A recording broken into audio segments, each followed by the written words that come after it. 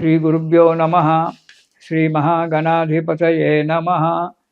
ఇక కన్యారాశి. ఈ రాశి వారికి గనక మనము ఈ 2026 సంవత్సరంలో చూసుకున్నట్టయితే మార్చి 18 వరకు ఆదాయం 6, వ్యయం కూడా ఖర్చు కూడా 6గానే ఉంటుంది. మార్చి 19 నుంచి ఆదాయం 8, ఖర్చు 11గా ఉంటుంది. ఈ రాశి వారికి ఈ సంవత్సరం మిశ్రమ ఫలితాలు కనబడుతూ ఉన్నాయి. కొంత శుభము, కొంత కష్టము, కొంత సుఖము కనబడుతూ ఉంటున్నాయి. ఎంత సామర్థ్యం ఉన్నా, పని చేయడానికి ఎంత సామర్థ్యం ఉన్నా, ఎంత ప్రయత్నించినా కొన్ని పనులకు ముందు అడుగు పడకపోవచ్చు. అనవసరంగా ఇతరుల చేత మాటలు పడడం జరుగుతూ ఉంటుంది. అధికంగా డబ్బు ఖర్చు చేయవలసి వస్తుంది. కాబట్టి జాగ్రత్తగా ఉండాలి. నిరంతరం మనోవ్యాకులత, ఎప్పుడు ఏదో పోడగొట్టుకున్నట్టుగా ఎప్పుడు బాధపడుతూ ఉండడము, వచ్చిన దానికి తృప్తి పడకపోవడము, మానసిక చింతన ఏర్పడుతూ ఉంటాయి. మీకు దగ్గరి వారితో, రక్త సంబంధికులతో, మీకు అంటే సహోదరులు కావచ్చు, సహోదరి మనులు కావచ్చు, ఇలా రక్త సంబంధం ఉన్నటువంటి ఒక వాళ్ళ చేత పోట్లాటలు జరగడము, విరోధాలైపై దూరభారం ఏర్పడము జరగడానికి ఉంది. లావాదేవీల విషయంలో చాలా మోసపోయేటువంటి ఒక ఆస్కారం కనబడుతూ ఉంది. కాబట్టి లావాదేవీల విషయంలో ఈ సంవత్సరం జాగ్రత్తగా ఉండడం చాలా మంచిది. మే 25 నుంచి మాత్రము కొన్ని సమస్యలు పరిష్కారం కావడానికి ఆస్కారం ఉంది. వ్యాపారాలు కొద్దిగా పుంజుకుంటాయి, కొన్ని మందకోడిగా నడుస్తుంటాయి. వచ్చేటువంటి ఒక ఆదాయంలో కొంత ఆదాయం మీ చేతికి అందడానికి ఆస్కారం ఉంది. కానీ నా జీవితం ఇలా అయింది కదా అని చెప్పి బాధపడక మనోధైర్యంతో, ఓపికతో పని చేసినట్టయితే కొంతలో కొంత మీకు మేలు జరిగేటువంటి ఒక ఆస్కారం ఉంది. కొన్ని పనులు నెరవేరి అనుకున్న సమయానికి చేతికి డబ్బందడము కొంత మీకు సంతోషాన్ని కలిగించడానికి కూడా ఆస్కారం ఉంది. కానీ ప్రతి విషయంలో 10 రూపాయలు ఖర్చు పెడుతున్నాను అంటే దాని గురించి నిశ్చితంగా ఆలోచించి ఖర్చు పెట్టండి. ఏదో ఖర్చు పెడుతున్నాను కదా, రేపొద్దున లాభాలు వస్తాయి కదా అని చెప్పి ఆశించకండి. లాభాలు రావచ్చు, రాకపోవచ్చు, కానీ దాని గురించి నిశ్చితంగా ఆలోచించండి. ప్రతిదానికి ఆలోచించి మనోధైర్యంతో, ఓపికతో అడుగు ముందుకు వేయండి. ఇక వ్యాపారస్తులు చాలా జాగ్రత్తగా ఉండాలి. మోసపోయేటువంటి ఒక అవకాశం చాలా ఉంది వ్యాపారస్తులకు. కాబట్టి ఎవరికైనా ఇచ్చేటువంటి లావాదేవీలు కానీ, ఇతరత్ర విషయాలు కానీ ఈ కన్యారాశి వారు చాలా జాగ్రత్తగా ఉండడం చాలా మంచిది.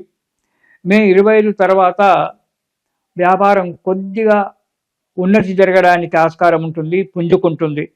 కానీ ఈ సంవత్సరం మొత్తం కూడా మే 25 తర్వాత మార్పు వచ్చినా మళ్ళీ గ్రహాలు మధ్యన మారుతూ ఉంటాయి. కాబట్టి జాగ్రత్తగా ఉండడం మంచిది, ఓపికతో జాగ్రత్తగా ఉండడం మంచిది.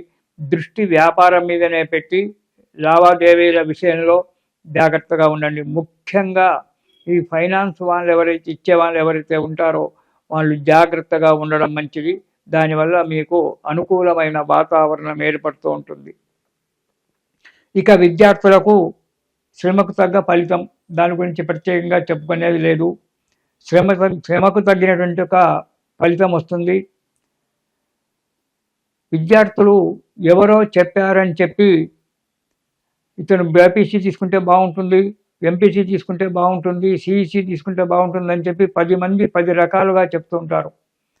అలా కాకుండా వారి మాటలు వింటూ మీకు నచ్చిన సబ్జెక్టు మీద ప్రయత్నం చేసి ముందుకు అడిగేయండి. అంతేగాని ఎవరో చెప్పారు, మావాడు డాక్టర్ అయినాడు నువ్వు కూడా బైపీసీ తీసుకో, మావాడు ఇంజనీర్ అయినాడు నువ్వు ఎంపీసీ తీసుకో అని చెప్తే అది నీకు యోగంలో లేకపోవచ్చు. కాబట్టి నీకు ఏ సబ్జెక్టులో అయితే నువ్వు ముందుకు దూసుకొని వెళ్ళగలుగుతావో ఆ సబ్జెక్టును మాత్రమే ఎన్నుకొని ముందుకు అడిగేయండి. భగవంతుడు మీకు సదా మేలు చేస్తుంటాడు. చెప్పుడు మాటలు వినకండి, చెప్పుడు మాటలు విని చెడిపోకండి. విద్యార్థులు కష్టపడండి, చదవండి. రెండవది కొంత దోషం ఉంది కాబట్టి దుర్మార్గులతో స్నేహితం చేయడం జరుగుతుంది. ఆ దుర్మార్గులతో స్నేహితం చేయడం వల్ల వారి యొక్క గుణాలు కొన్ని మనకు రావడము, దురలవాట్లకు లోను కావడం అనేటువంటి జరుగుతూ ఉంటుంది. దానివల్ల ఇబ్బందుల పాలు కావాల్సి వస్తుంది. కాబట్టి స్నేహితం అనేటువంటిది మంచి విద్యార్థులతో మాత్రమే స్నేహితం చేయాలి. మంచిగా చదువుకొని మంచి క్లాస్ తీసుకొని మెరిట్లో ఉండబడిన విద్యార్థులతో స్నేహం చేసి వారి యొక్క సలహాలు తీసుకుంటూ మీ విద్యను అభివృద్ధి చేసుకోండి. అంతేకాని ఎవరితో పడితే వాటితో స్నేహం చేసి దురలవాట్లకు లోనైపోయి జీవితాలు నాశనం చేసుకోకండి. ఆ సుఖంగా ఉండండి. ఇక ఉద్యోగస్తులకు కనుక చూసుకున్నట్టయితే ప్రభుత్వ ఉద్యోగాలకు సమయానికి జీతాలు రాకపోవడము, ఉన్నతి జరగకపోవడము జరుగుతుంది. ప్రైవేట్ ఉద్యోగస్తులు కూడా చాలా జాగ్రత్తగా ఉండాలి. ఎప్పుడు ఏ కంపెనీ మానేసుకుంటారో తెలియక ఉంటుంది. దానివల్ల ఈ ప్రైవేట్ సంస్థలలో పనిచేసేవారు జాగ్రత్తగా ఉండండి. వెంటనే ఇంకో ఉద్యోగం చేసుకోవడానికి ప్రయత్నం చేయండి. కొంత మీకు ముందే తెలుస్తుంటుంది. కొన్ని ప్రైవేట్ సంస్థలు మూసేసేటువంటి ఒక ఆలోచన కనబడుతూ ఉంది. ఇక ప్రభుత్వంలో చేసేటువంటి ఉద్యోగస్తులకు మాత్రం సమయానికి జీతాలు రావు. ప్రమోషన్ గురించి ఎంత ప్రయత్నం చేసినా, ఎంత మీకు సర్వీస్ ఉన్నా ప్రమోషన్లు రాకపోవడము, దానివల్ల ఆర్థిక పరిస్థితి మందగించిపోవడము,